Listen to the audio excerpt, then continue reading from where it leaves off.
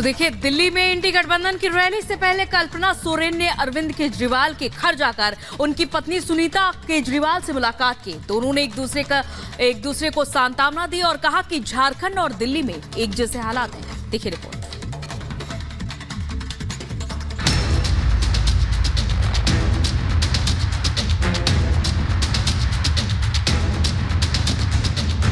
दो 2024 लोकसभा चुनाव से ठीक पहले दिल्ली के मुख्यमंत्री अरविंद केजरीवाल की गिरफ्तारी के बाद सियासत गर्मा गई है। केजरीवाल ईडी के हिरासत में रहते हुए भी सरकार चला रहे हैं। केजरीवाल की गैर मौजूदगी में पत्नी सुनीता केजरीवाल पूरी तरह एक्टिव हैं। शनिवार को अरविंद केजरीवाल की पत्नी सुनीता केजरीवाल की मुलाकात झारखंड के पूर्व सीएम हेमंत सोरेन की पत्नी कल्पना सोरेन से हुई। कल्पना सोरेन खुद केजरीवाल के घर गई थी। कल्पना सोरेन के पहुंचने पर सुनीता केजरीवाल ने उनका गर्मजोशी से स्वागत किया। सुनीता केजरीवाल और कल्पना सोरेन की मुलाकात का एक वीडियो भी सामने आया है, जिसमें कल्पना सोरेन और सुनीता केजरीवाल एक दूसरे से गले मिलते नजर आ रही हैं।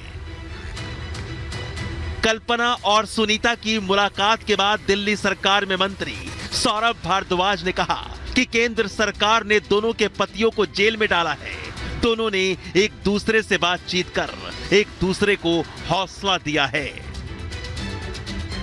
कल्पना जी आज सुनीता केजरीवाल जी से मिलने आई थी और लगभग दोनों की स्थिति ऐसी ही है कि केंद्र सरकार ने इन दोनों के जो हस्बैंड्स थे उनको जेल में डाला है और दोनों ने अपनी स्थिति एक दूसरे के साथ बातचीत की, एक दूसरे को हौसला दिया।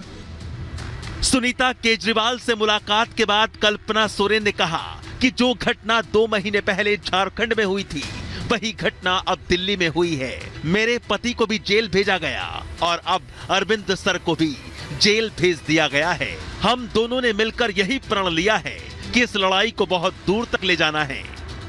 मेरे पति हेमंत जी को भी जेल भेजा गया, आज यहाँ पे अरविंद सर को भी यहाँ पे जेल भेजा गया है। तो जो स्थिति हमारी झारखंड में है वही अब यहाँ दिल्ली में भी हो गई है। तो मैं सुनीता मैम से मिलने आई थी, उनका दुख दर्द बांटने आई थी और हम लोगों ने यही मिलकर प्रण किया है कि अब इस लड़ाई को हम लोगों को बहुत दूर तक लेके जाना है। लोकसभा चुनाव से पहले दोनों की मुलाकात अहम बताई जा रही है। सुनीता केजरीवाल और कल्पना सोरेन की मुलाकात के बाद सियासी गलियारों में कई तरह की अटकलें लगाई जा रही हैं। लोकसभा चुनाव में झारखंड मुक्ति मोर्चा, आम आदमी पार्टी इंडी गठबंधन का हिस्सा है।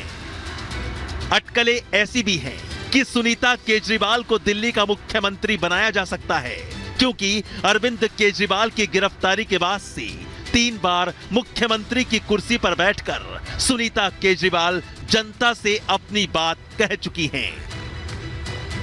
Bureau report, Republic Bharat. और अब बात चुनावी रैलियों को कर लेते हैं तो गृह मंत्री अमित शाह 2 दिवसीय राजस्थान के दौरे पर रहने वाले हैं। तो वहीं 2 अप्रैल को प्रधानमंत्री नरेंद्र मोदी भी राजस्थान जा रहे हैं। देखिए 1 मिनट की रिपोर्ट। लोकसभा चुनाव होने में अब बस चंद दिन बचे हैं, लिहाजा बीजेपी चुनावी समर में कोई कोर कसर नहीं छोड़ना चाहती और इसीलिए बड़े चेहरे भी चुनावी रैलियां करते नजर आएंगे।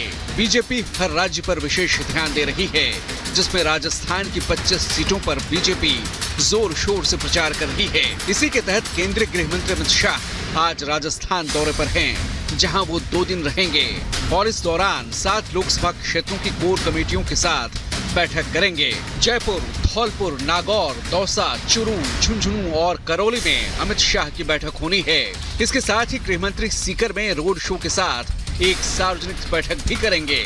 सिर्फ गृह मंत्री ही नहीं बल्कि प्रधानमंत्री मोदी भी 2 अप्रैल को राजस्थान पहुंच रहे हैं, जहां पीएम मोदी जयपुर ग्रामीण लोकसभा क्षेत्र में चुनावी सभा करेंगे।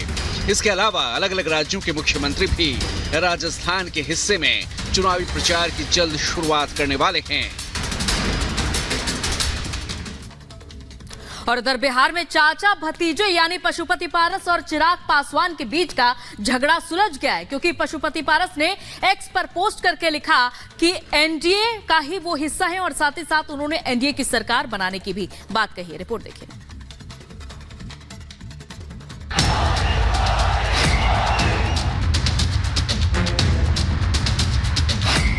लोकसभा चुनाव में बीजेपी 400 पार के लक्ष्य को पाने के लिए हर समीकरण बैठा रही है। एक तरफ कुछ सांसदों का टिकट काटकर नए चेहरों को मौका दिया जा रहा है, तो दूसरी ओर सहयोगी दलों की नाराजगी दूर कर उन्हें वापस एनडीए का हिस्सा बनाया जा रहा है। हाल ही में एनडीए से अलग हुए पशुपति पारस की नाराजगी को दूर कर लिया गया है। पशुपति पारस ने खुद ट्वीट कर इसकी जानकारी दी। उन्होंने अपने सोशल मीडिया प्लेटफॉर्म एक्स पर लिखा, हमारी पार्टी रालोसपा एनडीए का अभिन्न अंग है। माननीय प्रधानमंत्री आदरणीय श्री नरेंद्र मोदी जी हमारे भी नेता हैं और उनका निर्णय हमारे लिए सर्वोपरि है एवं उनके नेतृत्व में एनडीए पूरे देश में 400 प्लस सीट जीतकर तीसरी बार रिकॉर्ड तोड़ बहुमत से एनडीए की सरकार बनाई। पशुपति पारस ने अपने सोशल मीडिया पर मोदी का परिवार जोड़ लिया है। पशुपति पारस कुछ दिनों पहले ही एनडीए की सीट बंटवारे में एक भी सीट न मिलने से नाराज हो गए थे। ये नाराजगी इतनी बढ़ गई थी कि उन्होंने केंद्रीय मंत्री पद से न सिर्फ इस्तीफे का ऐलान किया, बल्कि उन्होंने अपने आगे का रास्ता एनडीए से जुदा करने की बात भी कही थी, जिसके बाद से उनके इंडी गठबंधन में जाने की अटकलें चल रही थी। पशुपति पारस हाजीपुर से चुनाव लड़ने का दावा कर रहे थे।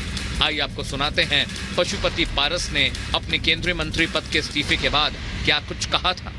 हमारे पार्टी के साथ और व्यक्तिगत रूप से हमारे साथ नाइंसाफी हुई, इसलिए मैं भारत सरकार के कैबिनेट मंत्री से मैं त्याग पत्र देता हूँ। बिहार में एनडीए की सीट शेयरिंग में पशुपति पारस के भतीजे चिराग पासवान की पार्टी आरएलजेपी को 5 सीटें मिली हैं। अब चिराग ने इन 5 सीटों से अपने उम्मीदवारों का ऐलान कर दिया है।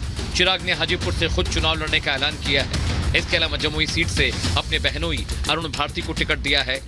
आरएलजेपी के प्रदेश अध्यक्ष राजू तिवारी ने चिराग पासवान के आवास पर वैशाली, समस्तीपुर और खगड़िया सीट से प्रत्याशियों का ऐलान कर दिया है। हम लोग के राष्ट्रीय अध्यक्ष जी ने जो आज 5 उम्मीदवारों का चयन किया है, पार्टी हर्षोल्लास में है और पार्टी जो लक्ष्य है 40 का 40 सीट जीतने का काम करेगी और जो मोदी जी का लक्ष्य है 400 का, उसको पूरी तरह पूरा करके तीसरी बार प्रधानमंत्री नरेंद्र भाई मोदी को पुनः प्रधानमंत्री बनाने का काम। आरएलजेपी से वैशाली सीट पर वीणा देवी को टिकट दिया गया है। वीणा देवी ने पार्टी द्वारा फिर से भरोसा जताए जाने पर आरएलजेपी के अध्यक्ष, प्रदेश अध्यक्ष सहित अन्य पदाधिकारियों का आभार जताया है। इस दौरान उन्होंने वैशाली में जीत दर्ज कर जनता की सेवा की बात भी कही। मैं उनके विश्वास पर खरी उतरूंगी। वैशाली की जनता को क्या कहेंगे फिर से? वैशाली के जनता तो हमारे जनता मतदाता मालिक हैं, उनको भी बहुत बहुत धन्यवाद पर विश्वास जताने के लिए। मैं वहाँ के स्थानीय हूँ, रहने वाली हूँ। मैं फिर से चुनाव जीत के आऊँगी। हमारा सारे सीट 40 के 40 सीट हम लोग बिहार में जीतेंगे। 400 तो पार है ही।